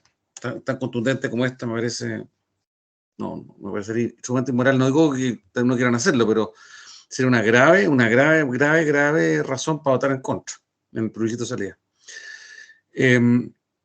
Yo creo que se le viene súper difícil a Boric, y yo tengo que ser coherente con las críticas que yo le hice. Yo lo encuentro inmaduro personalmente, inmaduro políticamente, y para asumir sobre todo, si estuviéramos en el periodo, no sé, pues cuando subió el lago, que las condiciones económicas eran otras, a pesar de que tampoco eran buenas, pero en estas condiciones, con el país sobreendeudado, todavía en pandemia, con un conglomerado pequeño, que tiene, ¿cierto? Con una oposición bastante extensa, porque literalmente, hasta minuto por lo menos, técnicamente es oposición todos los que no son la prueba de dignidad. Técnicamente hablando, yo no sé si llegaron a un acuerdo político, pero hoy es así. Entonces, con falta de experiencia, con falta de gente de su confianza con la experiencia. Fíjate que Gonzalo Winter tiene la misma edad. Y la demás gente de Revolución Democrática y Joe Jackson también salieron de la universidad acá, no tienen una experiencia de vida sustantiva grande. En lo profesional, por lo menos para despejar un poquito ese punto, el Partido Socialista, la Democracia Cristiana, ya ha manifestado su apoyo. Está bien, y tal vez se lo tome Boric, pero finalmente no van a ser de su coalición. Entonces, él no tiene la experiencia. Entonces, lo tiene difícil. La verdad es que con una inflación al alza, por las estupideces que hicieron muchos otros parlamentarios de derecha y centro-derecha con los retiros, con la pandemia así, con una economía que el 2023 prácticamente no va a crecer, y él generó ese problema a los políticos, generan grandes esperanzas, y la gente no se los cumple. No se los va a poder, ojalá se los pueda cumplir, sería un éxito se los pueda cumplir. Pero no se los va a poder cumplir porque no tiene la experiencia, no tiene la coalición, no tiene los recursos. Fíjate que él modificó su programa y decía que tenía, si no mal recuerdo, que iba a ser 8 puntos del PIB, 24.000 millones de dólares adicionales en recaudación. Es una brutalidad de plata eso. en 8 años, no dijeron en realidad, mejor vamos a hacer 5 puntos del PIB, pero en 4. O sea, no modificó nada en la práctica, en mi opinión, no muy poco. Con una economía que no crece, eso es una tontera. No va a obtener lo que quiere. Si cómo hace una economía que no está creciendo, las empresas no tienen utilidad o tienen pocas utilidades y les va a generar más gasto en impuestos. Es una locura, es un círculo vicioso. ¿Es una ciencia oculta hasta cuándo? Porque efectivamente tú decís, bueno, lo mismo dijeron hace 15 años atrás, lo dijeron hace 10, lo dijeron hace 8. Sí, efectivamente, tú puedes decir eso. O sea, no es tan así, sí, espérate un poquito, pero es que parece que llegamos. El cuco llegó, po. Si la economía no está creciendo y todas las previsiones van a concentrar, que son un organismo técnico autónomo, dice que no van a crecer, entonces, y vaya a aumentar los impuestos, vaya a aumentar el sueldo mínimo y vaya a bajar la hora de... No tiene lógica. Entonces, y si, como no va a poder cumplir todo, el punto es ¿qué puedo cumplir? Tal vez comprar pensiones puede ser que, entre comillas, lo más fácil, porque lo más técnico, es donde hay mucha gente muy capacitada en su sector. Estoy hablando de mi hermano, estoy hablando de Andreas Gutov, estoy hablando de la misma Andrea Repeto. O sea, un montón de gente muy capacitada en el sector de él, que son muy inteligentes y que pueden tomar una decisión buena. Tal vez se lo logre, sería un éxito. Pero hizo muchas promesas. Cuando le contestaron justamente lo que estoy diciendo yo, le criticaban en el Congreso, en el debate acerca de cómo iba a afectar a las pymes. No, porque vamos a subsidiar a las pymes, vamos a subsidiar a todo el mundo. Bueno, él ganó legítimamente, no quiero aportillarlo. Lo que quiero decir es que tiene primero que conseguir un grupo humano, tiene que consolidar su coalición. Segundo, tiene que ser un grupo humano de ministros, subsecretarios y directores de servicios de gran calidad, mucho más que de fidelidad política, pero también de calidad técnica, humana, ¿no? Que entiendan los procesos, que tenga capacidad de negociación, que tenga capacidad de priorización, que tenga capacidad organizativa, que son actitudes blandas difíciles de encontrar. Sobre todo tiene una coalición muy chica y fuertemente cargada al Partido Comunista, que no tiene ninguna habilidad. El Partido Comunista nunca ha gobernado un país. En Chile jamás. Nunca. Esto no es un chiste. El Partido Comunista nunca ha gobernado, nunca ha tenido un candidato competitivo en Chile. Nunca. Y ahora, fíjate, le van a hacer la pega. Ojalá que por bien de Chile, que a él le vaya bien, que logre cumplir todo lo que prometió, pero prometió tanto y con tan pocos medios que yo lo veo difícil. Ojalá que pueda. Le deseo lo mejor del mundo. Yo también le deseo a Gabriel Boric lo mejor del mundo. No agotamos los temas en Estudio Ciudadano, en Ciudadanos en Línea. Llegó la hora de la reflexión, se viene fin de año, las vacaciones. Vamos a ver cómo se sigue moviendo la reconfiguración de los partidos, de centro izquierda, de la izquierda más radical, de la derecha, de la centro derecha. Hay muchas definiciones, no sabemos qué va a pasar con José Antonio Kast, con Franco Parisi, si va a pagar o no va a pagar la pensión alguna vez. ¿Llegará alguna vez Parisi a Chile? Ese es como un gran misterio, vamos a hacer un oráculo sobre eso. En fin, hay muchas cuestiones que se tienen que resolver. Lo que yo tengo claro es que he podido contar con un grupo de panelistas espectacular que con mucha generosidad se ha juntado por segunda temporada consecutiva a conversar sobre la contingencia pública, a aportar desde su experiencia y conocimientos al debate de la política. Si usted cree que esto no le afecta, bueno, ya está viendo que sí le afecta.